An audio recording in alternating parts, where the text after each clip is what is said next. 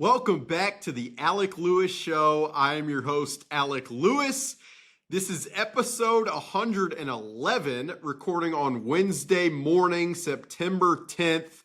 A couple days, mere less than 48 hours after the spectacle that was on Monday night in Chicago at Soldier Field. Unbelievable night. Just going to start with that. It was insane being in the press box and in that building for that. Probably just as insane watch for you guys, whether you were there or watching on TV.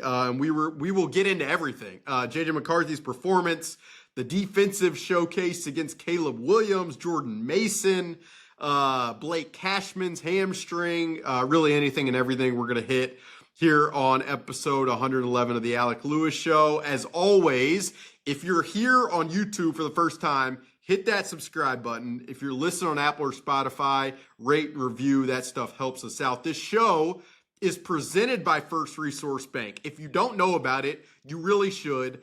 It's a member FDIC bank in the Minneapolis area. They have branches everywhere, and it's run by Vikings fans. Tim Siegley, Aaron Siegley, Charlie Anderson, really, really good people who care about this community. They attend games. If you want a branch with people who want to talk about your team, First Resource Bank is the branch to go. Their information is in the description below. Stories all over the place at The Athletic, where I do my day job covering this team. That is why I am here early in the Vikings facility getting ready for the lead up to the Falcons game, which we will talk a little bit about dispersed through this conversation. I like to record, at this time of the week because it'll allow me to watch the film. It's allowed me to look at a lot of the advanced metrics and have a really good, precise. It's allowed me to talk to people inside the building after the game, and it gives me as good of a feel as I have to be able to give you guys as high level of analysis as I can. So here we go. We'll start with just the atmosphere. I mean, that was nuts. The national anthem, I believe the guy's Danielson or something. He does hockey. I mean, that was, my heart was pumping out of my chest through that. And then the Vikings get the ball first, and you guys know how things went from there. I mean, it was that first third down of the game.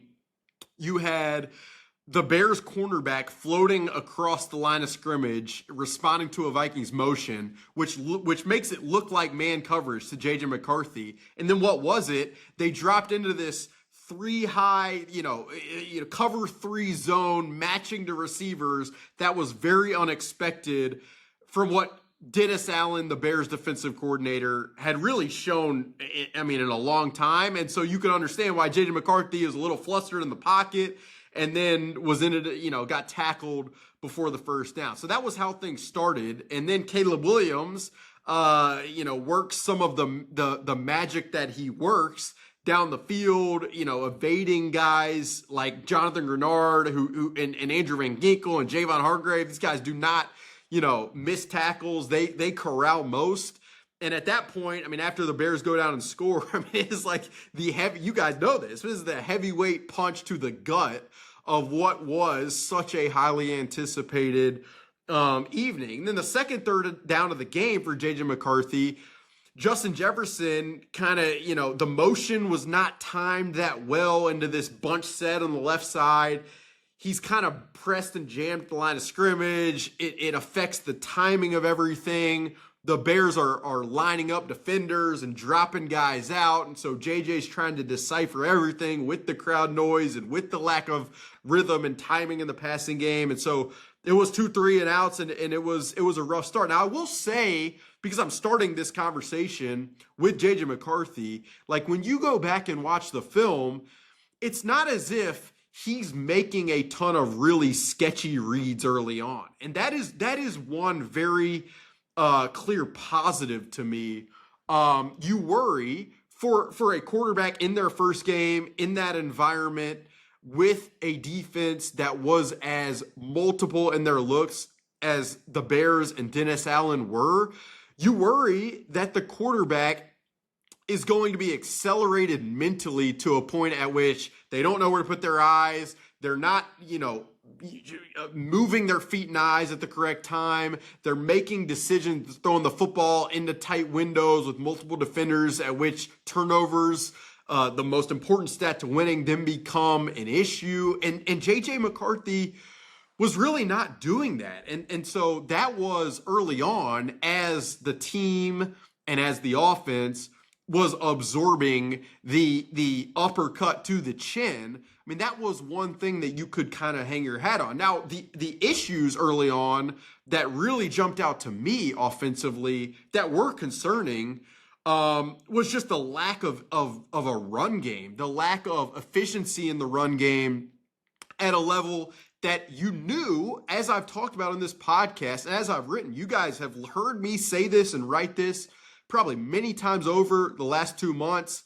You knew that the run game for this team and that the front seven of this team were going to have to be the scaffolding as this season got underway, as JJ McCarthy was tasked with finding its footing. And so for the front seven not to get home or be able to corral Caleb Williams, and then for the run game not to be efficient and potentially explosive early on, those were the alarm bells for me of like, let's see what this night ends up being. The other aspect that was apparent in real time, you guys watching would probably be like, yeah, we noticed this pretty quickly. But from the press box, I'm not sure if after watching the film, I put enough stock or enough weight into Justin Skule being the starting left tackle, filling in for Christian Darrisaw, who, went through a pretty rigorous and intensive workout on the field before the game with Chris Cooper, the own line coach,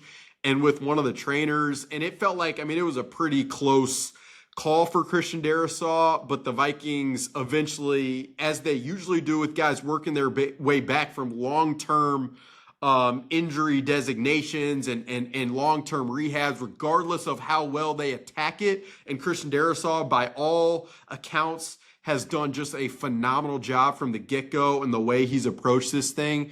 Typically, the Vikings training staff, and in my opinion, smartly, takes the long-term view at this thing. So Justin Skule, and for those who don't know much about Justin Skule, he played last year for the Tampa Bay Bucks and filled in at tackle with some injuries down there. He was pretty good throughout the year, at least by, just the a little bit of the naked eye. Now, he was better probably as a right tackle fill-in than he was, understandably, at left tackle for the Tampa Bay Bucks. The Vikings signed him as their swing tackle to replace David Quessenberry. And watching the film was the only, and I had a buddy text me this, so I'm going to give him the credit. He's like, it had me wishing a little bit for David Quessenberry. And in the moment, and watching the film back, Justin Skule's inability to pass protect and hold up one-on-one was a factor early in that game to kind of the muddiness of the offense. And also, his blocking in the run game, whether it was an inability to push vertically from a double team perspective on duo vertical run where the running back has to press vertical and then bounce out, or whether it was, zone runs where Justin Skule is tasked with cutting off the backside. It was a struggle. Like, it just absolutely was a struggle. And it was a clear and obvious portion and component of why the offense was as muddy as it was. And then you had, mentioned Justin Jefferson getting pressed at the line of scrimmage and slipping on routes. You had, the out route in the red zone where, yes, the ball that JJ McCarthy threw to him was a little bit low, but that's a catch you probably expect Justin to make. And then if you make that catch, do you go for it on fourth? Do you punch it in? Do you establish momentum early in the game? They weren't able to do that. You had the Adam Thielen drop on the third down. There were multiple pass plays where you felt like, man, if JJ just had one more tick, and typically it was Justin Skule on the left side getting beat, where it's like maybe he finds Jalen Naylor on a go ball down the left sideline. So like the situation around JJ just wasn't, it didn't rise to the level at which you felt like it needed to rise for him to find his footing early on. And that's why, more than anything else, in my opinion, it was as much of a slog as it was early on. Now, I mean, the second half, and it's funny, I say the second half, but really the third quarter was, I mean, obviously the pick six was, I mean, that was jarring. You're sitting there, I mean, that was really like you're knocked down on the canvas type of moment where Nashawn Wright, this guy that the Vikings acquired in a trade for Andrew Booth Jr., which is just a double, feel like you got an oblique strain even saying that. I mean, the fact that guy read that out route as well as he did, I mean, going back to the film, it's not the worst throw in the world. Could it have been placed a little further out? Yes. Could JJ have probably taken another click and found Jalen Naylor screaming on a double move for what would have been a would-be touchdown had JJ McCarthy held it another click? Like, yes, he could have, but pre-snap, he checks into the perfect protection. It's a full slide. They block it up well. The Bears try to bring everybody. And JJ tries an outcut to the field. Now, there may have been a little miscommunication, be it from JJ's footwork to the timing of Justin's route. Like, could Justin have broken it off quicker, or should JJ have taken deeper footwork? There was a little bit of like a hiccup there, a little hitch in the giddy up of what that was probably supposed to be. That was curious, but I really didn't think it was the worst decision throw in the world.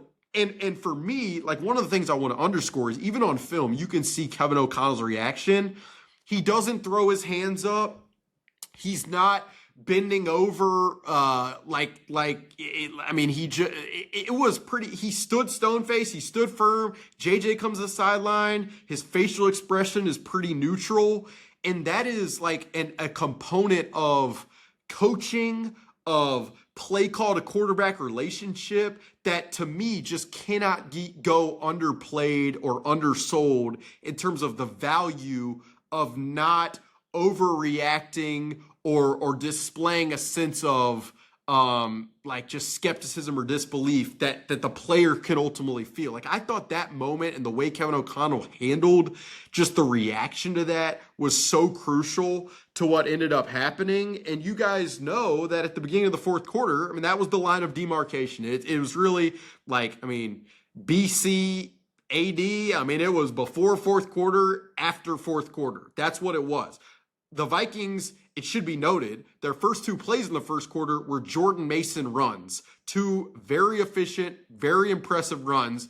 The second one, Jordan Mason, like, there's some chaos going on behind the line of scrimmage, and he I mean, it's a two cut, bounce it outside, break a tackle, spin up the middle of the field, just an exceptional run, the type of run that you envision when you acquire that guy from the San Francisco 49ers and then pay him like they did. Like, that moment, though, that specific type of run, that is why that happened. And then it really felt like JJ McCarthy was dialed in. I mean, to me, I mean, the two throws of the night, unquestionably, the best throw, in my opinion, was this out route to Justin Jefferson, where JJ McCarthy on this deep play action hangs in, gets clocked, and throws with anticipation to Justin Jefferson on the sideline. And it is an explosive gain, perfect throw in the face of pressure. Just the quintessential toughness you want to see from the quarterback, and enough arm strength to get it out there with the guy in his face. That was very notable to me, and I'm going to get back to that in a second. And then the other impressive throw for me was the touchdown throw to Justin Jefferson to bury that ball in the red zone. I think, and the film would verify it or not, but I think I think JJ used his eyes and his vision to deke the player running with Jalen Naylor, and then came back and progressed and threw perfect ball location low with an absolute laser to Justin for that touchdown, was just highly impressive. But I mentioned this on the first impressive throw. The toughness of JJ, you could talk about mental fortitude, and we should and we will, and that was a just characteristic trademark showcase of that all night. But the toughness in the pocket to take hits in his first real game back from tearing his meniscus and undergoing surgery. And there was a play early in the first half, I believe, where, he got hit low, he got hit high, his body's, twisted sideways, and he just bounces right up. Like the toughness in the pocket, the willingness to stand in, that stuff was very apparent on film. And I don't make this comparison, but like oftentimes you would watch the Kirk Cousins film and be like, for lack of a better term, like he's going to get himself killed standing in some of these hits. And J.J. McCarthy was doing that, and that stuff is evident on tape to the offensive linemen who protect for him, to his teammates. And you best believe, beyond establishing belief internally with the fight that he showed and the fortitude in the second half, when they go back in the film room and in their specific meeting rooms on the 2 floors above where I'm sitting right now, and these guys go through the tape and they watch some of the throws he's making as he's getting hit and his willingness to stand in there, like that means a lot to people internally and should not go underplayed as this thing moves forward. And then the zone read run was just it's a perfect play call. The detail was phenomenal. TJ Hockenson takes a step and arc blocks perfectly and then makes an incredible block on Jaquan Brisker on the edge. J.J. McCarthy with a great pull, and then the reaction to that on the sideline. And this is what I wrote my story about after the game and really centered it on. Like, you do not see reactions like that to touchdowns in week one. Yes, there's joy everywhere. You guys know this. It's, everyone's excited. It's like the first day of school, and any touchdown is going to be celebrated to an immense degree. But it was the entire sideline. It was Kevin O'Connell looking into the camera.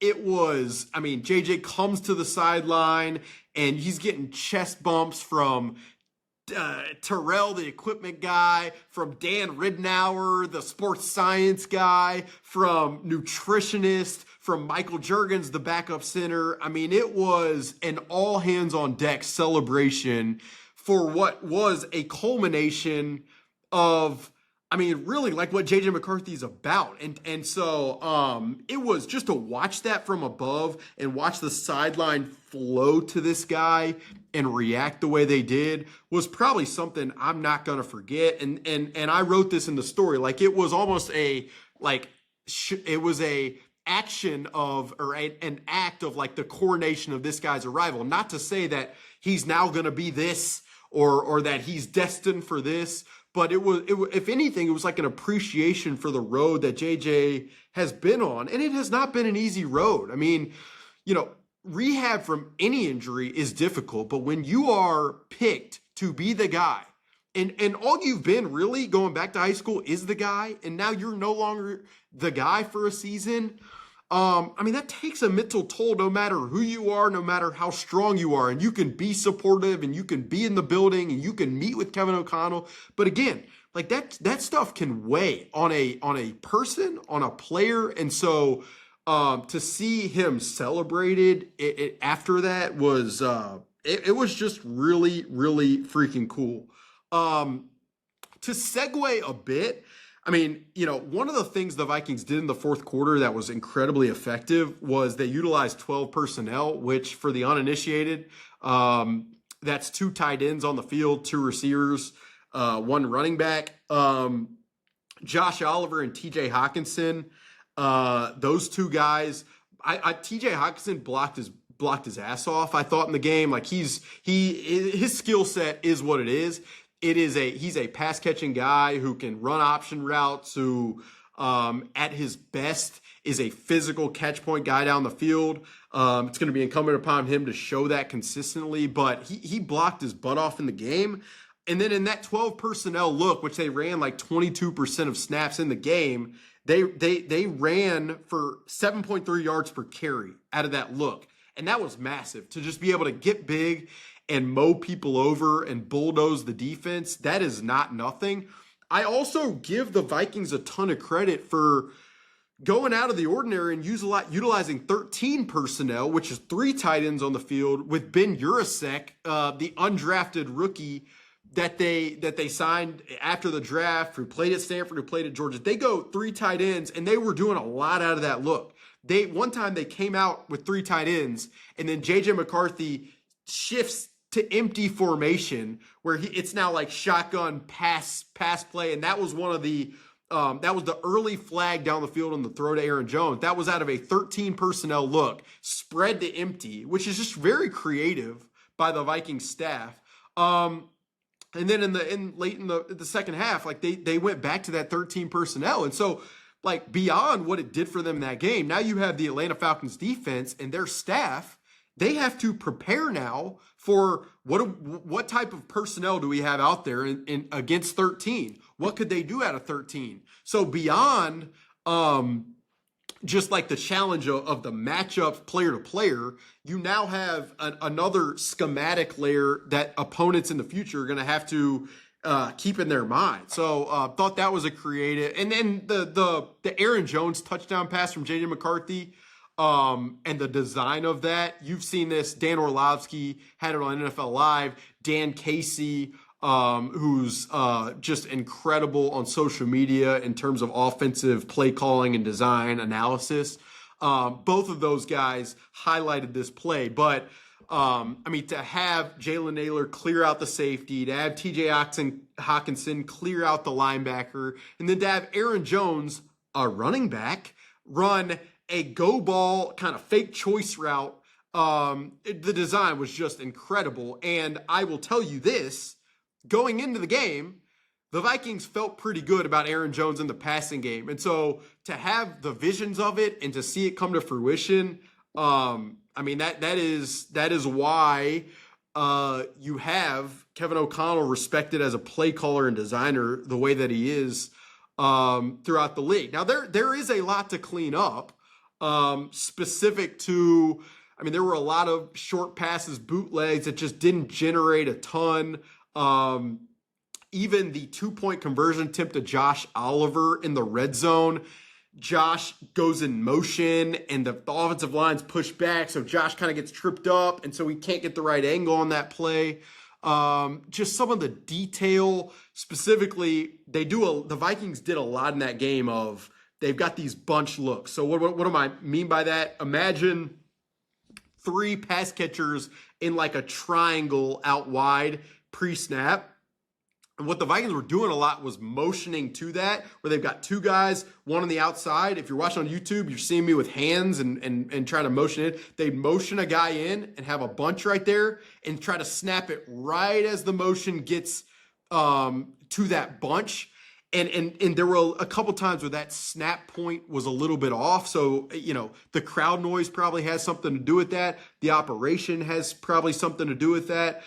Justin Jefferson couldn't catch that kind of crossing route, which definitely had some high heat on it by J.J. McCarthy, but that's a play that you'd expect Justin Jefferson probably to make. So there is a lot. I mean, Kevin O'Connell said after the game, there's 1,000 things for them to clean up. But there were a lot of elements there that if you're a person who listens to this podcast religiously, you come away thinking, okay, you plug in Christian Darrisaw and kind of plug a major leak on the line of scrimmage. Like, what does this thing start to look like, run game and pass game? Oh, and by the way, Jordan Addison will be back at some point and had the best training camp of any offensive player. Oh, by the way, Adam Thielen is probably going to have more, reps, role, responsibility as time goes on because he's back into an offense that has evolved a little bit since he was here. So, you got an offensive line beyond Justin School who, that was their first time really all together. Thought Donovan Jackson, for him to have the debut that he had, that was, very encouraging.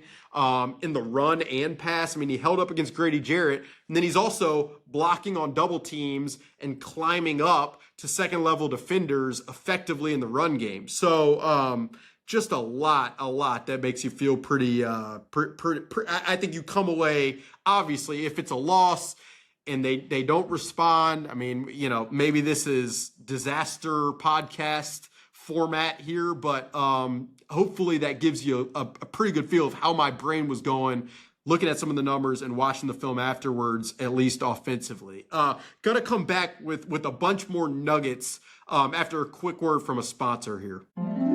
She's Jen, the ultimate Vikings fan. Okay, everybody, welcome to the Vikings Jan Show Fan Show. My special guest today is Jared Allen. So, Jared, who you got for the Vikings game this week? Minnesota Vikings. Me too. So that's our show. We'd like to thank our sponsor, the Minnesota Lottery, who reminds you this could be your year. Play the new Vikings Scratch Game for a shot at $100,000, game tickets, and more. Minnesota Lottery. I'm in. Must be 18 or older to play. All right, let's segue to the defense for a second. Brian Flores, the guy's always got something in the bag of tricks. You know this. You've listened to the podcast. You've read the stories over time. But, I mean, there was some stuff. Early on, it was pretty vanilla. I mean, not to his standards, vanilla, which is like cookie dough chocolate double fudge, because that's it's like Brian Flores, there's never vanilla with him in terms of the creativity. But like on third down, sometimes they were showing a 3 high safety look that you sometimes see in college, that you've seen a little bit with the Arizona Cardinals. And then they would have like 3 high safeties, 7 guys at the line of scrimmage, and like 1 cornerback. So if you're Caleb Williams and you're Ben Johnson looking at that picture, you're like, what the hell is this going to be? Is it 3 deep safeties? Is one of them going to step up in a Tampa kind of zone coverage? Is it going to be 1 high and they're going to have 2 Robert? Like, they can really do anything out of that look. Are guys in the line of scrimmage going to drop? Are they all going to rush? I mean, that was one creative look.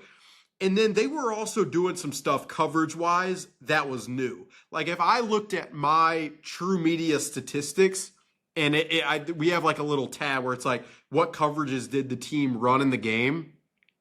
And it's like cover 2, cover 3, cover 4, cover 6. Sometimes those can be deceiving because teams run different types of cover 2s, cover 4s. Is it Palms cover 4, or is it just straight quarters? Or is it, and you guys are probably like, Alec, you're talking a different language. But really, I guess to keep it general and understandable, like, you can have certain cornerbacks drop in the same types of coverages and have them be reading receivers and where they're going in other coverages. And they were the Vikings were mixing in some different types of subsets of those coverages than I have seen Brian Flores mix in my time covering this team. I thought this was very interesting, this statistic. So if you go back to when Brian Flores first arrived in Minnesota, one of the interesting things that I look at is, in a game, what type of pressure is he calling? Is it 4-man pass rush? Is it 5-man pressures? Is it 6-man pressures where he's bringing a lot of heat? So if you look at all of the games that Brian Flores has coached as the Vikings defensive coordinator, the 2 times where he's run the fewest amount of 6-man pressures are against Caleb Williams. Last year, in the Week 15 game against Caleb, the Vikings did not run 1 6-man pressure, meaning they chose against Caleb not to heat him up at all. Why would they do this? For me, it's probably, why would you flush him from the pocket where he probably wants to be anyway?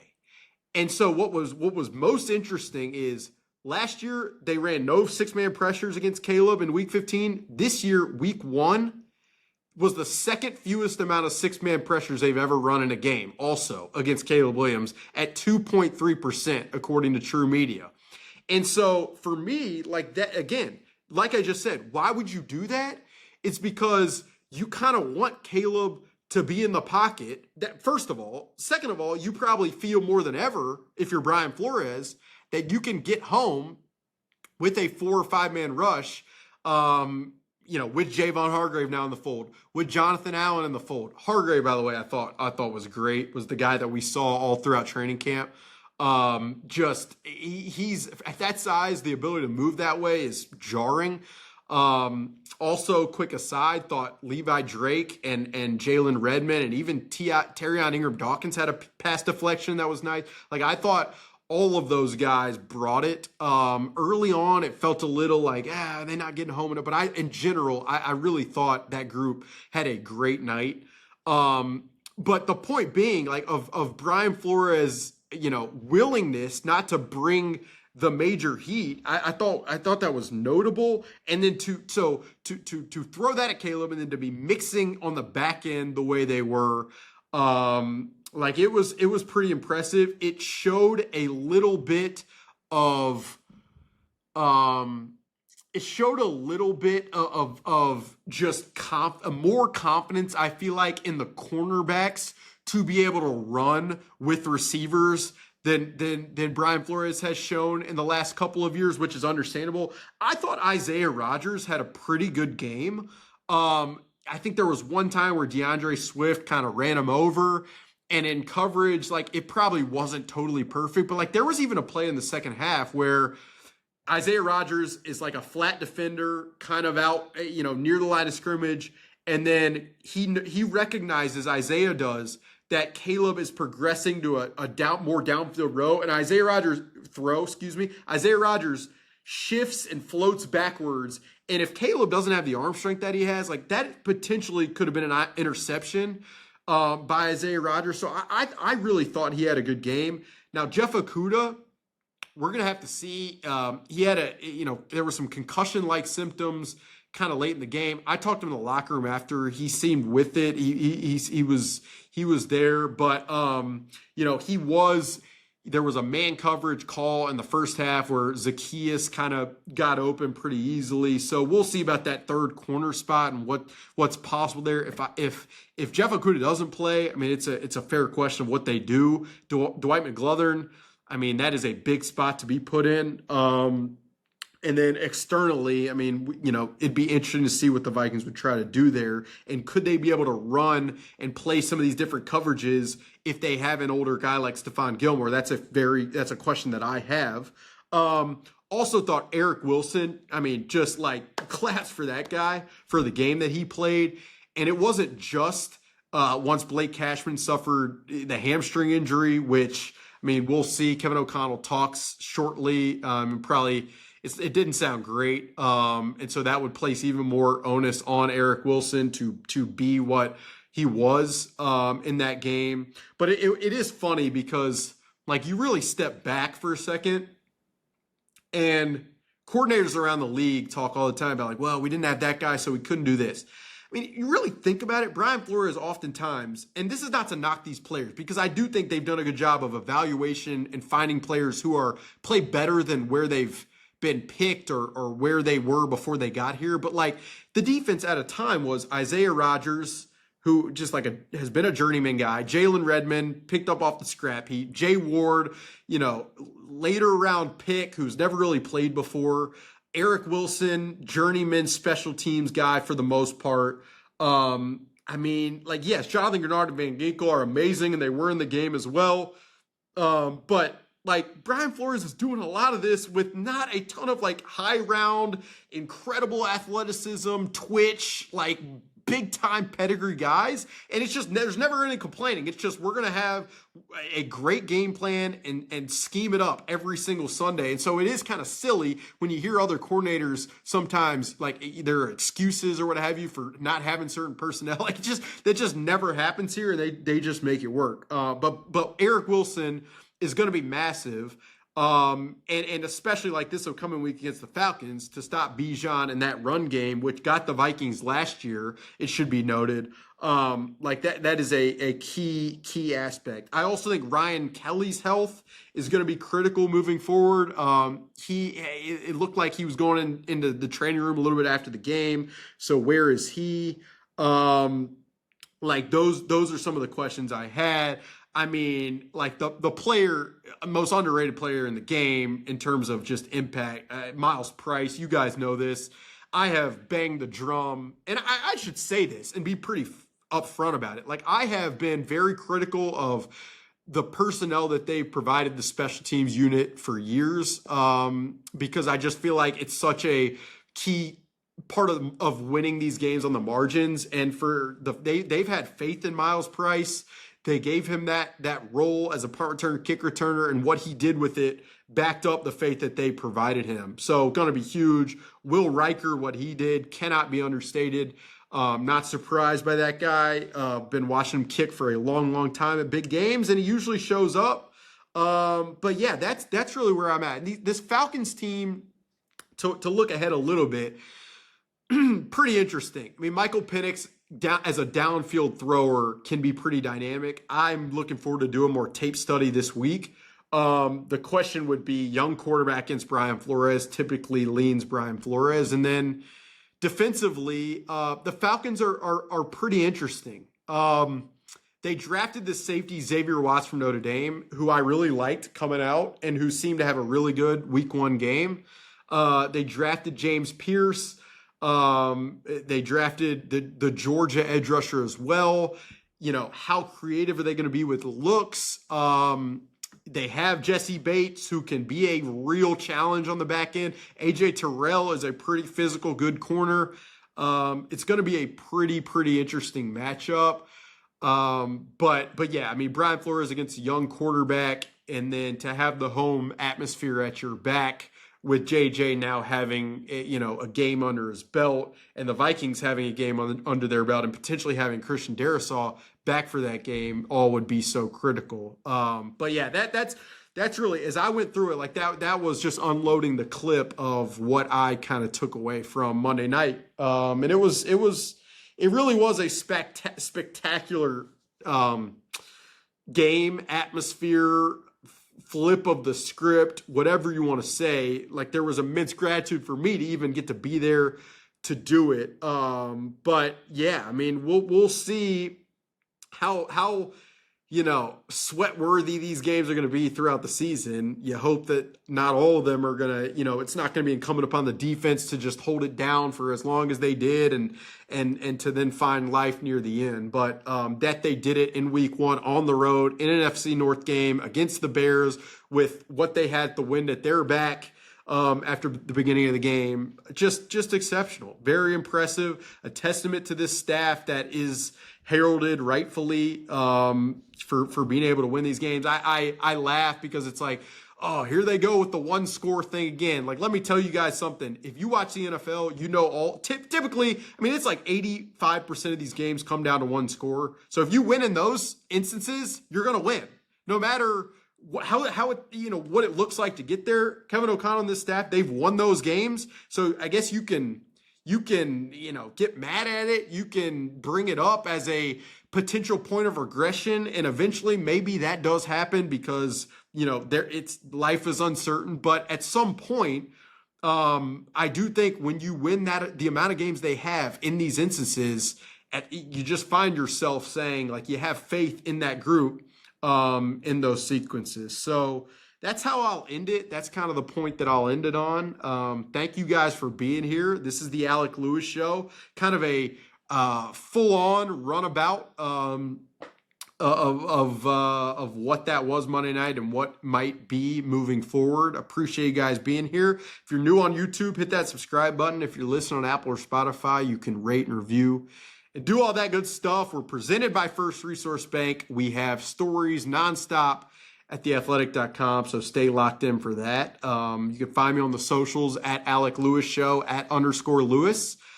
But with that, for episode 111, that'll do it. We will talk to you guys very, very soon.